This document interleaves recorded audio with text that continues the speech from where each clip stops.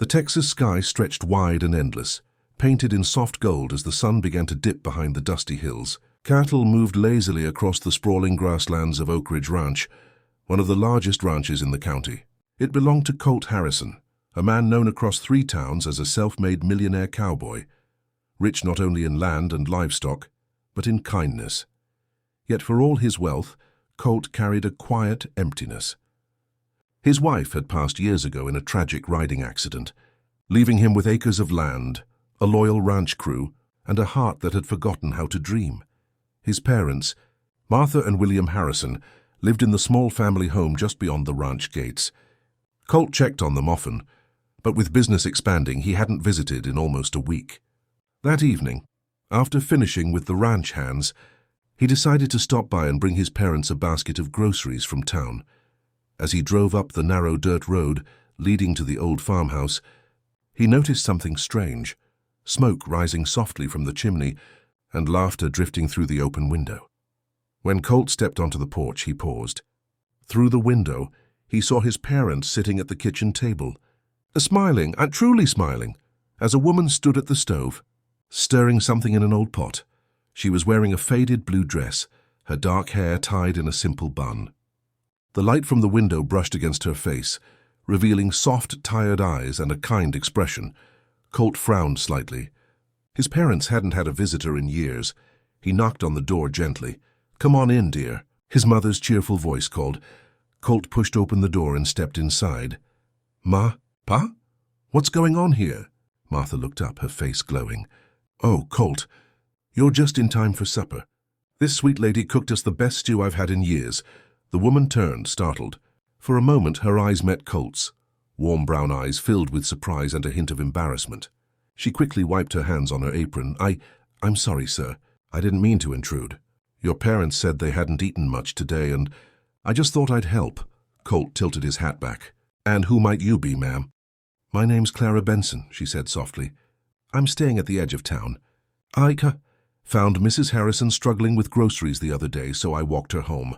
Since then, I've been checking in to see if they need anything." Colt's mother spoke up with pride. "She's been an angel, Colt. We told her not to bother, but she just won't listen. She even fixes your father's tea just right." William chuckled. "I told her she makes better cornbread than your mother ever did." Martha threw a napkin at him playfully. Colt smiled a little despite himself. "Well, I can't argue with that." "Thank you, Miss Benson. You didn't have to do all this." Clara looked down. "It's nothing, really. I like helping people. Especially those who remind me of my own parents." Something in her tone made Colt look closer. Beneath her gentle voice, he heard a quiet sorrow. Later that evening, after dinner, Colt offered to walk Clara home. The night was calm, the air filled with the sound of crickets. "You live out this way alone?" he asked as they walked down the dusty path. She nodded. "In a small cottage near the old mill. It's not much, but it's home for now." Clara sighed. "My husband passed away 2 years ago. We used to live in Dallas, but after he died, I couldn't keep the house. I came back to this town. It's where I grew up. I've been doing small chores, cleaning houses, cooking meals. Anything honest to get by." Colt glanced at her hands, rough from work but steady. "You shouldn't have to do it all alone." She smiled faintly. "I'm not alone, Mr. Harrison. As long as I can do good for someone, I'm content." Something in that quiet strength stirred something inside him, something he hadn't felt in years. When they reached her cottage, Colt tipped his hat. "Thank you for looking after my parents. I owe you for that." "You don't owe me anything," Clara said, smiling. "They're kind folks. I enjoy spending time with them." But Colt didn't forget her words, or her face that glowed under the moonlight as she waved goodbye. Over the next few weeks, Colt began visiting his parents more often. Every time Clara was there, mending clothes, baking pies, or reading to his father, she refused payment every time Colt offered. "I'm not doing it for money," she'd say simply. But Colt couldn't stand the thought of her struggling alone. One day he decided to see where she lived. Her cottage was small, old, and half falling apart. Through the window he saw her sewing by candlelight, trying to patch her own coat. Something inside Colt hardened. No one who gave so much should have so little. That night he spoke with his ranch manager.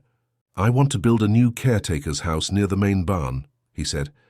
"And I think I know who should live there." By the end of the week, A cozy wooden cabin stood on the edge of Oak Ridge Ranch, built with care, stocked with food and waiting for someone deserving. A few days later, Colt invited Clara to the ranch, pretending his mother needed help organizing some things. When she arrived, he led her toward the new cabin. "What's this place?" she asked. Colt smiled. "It's yours, if you'll take it." Her eyes widened. "Mine? I don't understand. You've been looking after my parents when I couldn't. You've given them more warmth than money ever could.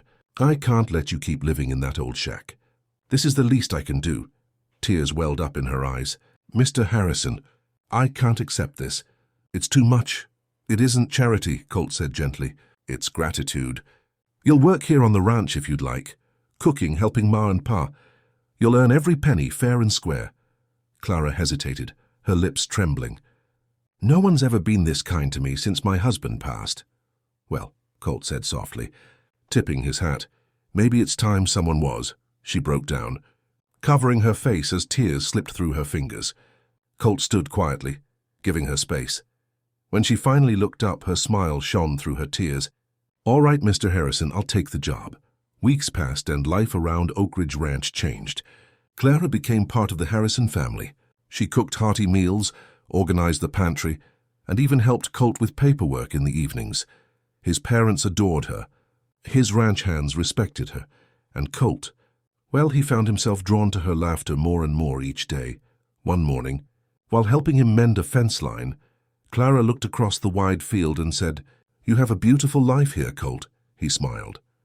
"It's not perfect, but lately it's felt a lot closer to it." Clara laughed softly, brushing a strand of hair from her face. "You've got good people around you. And good land. That's more than most can say." Colt turned to her. "You're part of that now. Clara, you've brought life back into this place." Their eyes met, and for a moment, the wind carried a silence that said everything. A storm hit the ranch a few weeks later. Fierce winds, heavy rain and lightning splitting the sky. The river overflowed, flooding the lower pasture. Colt and his crew worked through the night to save the cattle. When the storm finally calmed, they were exhausted, covered in mud. Colt stumbled toward the ranch house, worried about his parents. He found Clara there, drenched but strong. She had spent the night making sure his parents stayed safe and dry. "Clara," he called out, "you're soaked through. You should have stayed inside." She smiled wearily. "Couldn't sleep knowing you all were out there. I had to make sure everyone was safe." Colt stepped closer, his heart pounding. "You could have been hurt, but I wasn't," she whispered. "And you're home now." Without thinking, Colt pulled her into his arms. She stiffened at first, then melted into his embrace, the warmth between them stronger than any storm. Months later, spring came to Oak Ridge. The wildflowers bloomed again, painting the hills in color. One afternoon, Colt led Clara to the edge of the pasture, where the wind rustled the tall grass. "There's something I've been meaning to ask you," he said. Clara looked at him curiously. He took off his hat, his eyes steady and sincere. "You've given my parents comfort, my home laughter, and my life peace. I can't imagine this ranch without you, Clara." He took her hand. "Will you stay, not as my helper, but as my partner?" Her eyes filled with tears. "Colt, I never thought I'd find love again." He smiled gently. "Neither did I, but sometimes love finds us when we least expect it." She nodded, tears glistening in her lashes. "Yes, Colt, I'll stay." He slipped a simple silver ring on her finger, not fancy, just honest and true like the man himself. As the sun dipped behind the Texas hills, they stood together, a millionaire cowboy and a humble widow, proof that kindness can change lives, and that love often grows from the simplest acts of compassion. Moral of this story sometimes, the greatest wealth isn't measured in dollars or acres, but in the warmth of a shared meal, a kind gesture, and the courage to love again.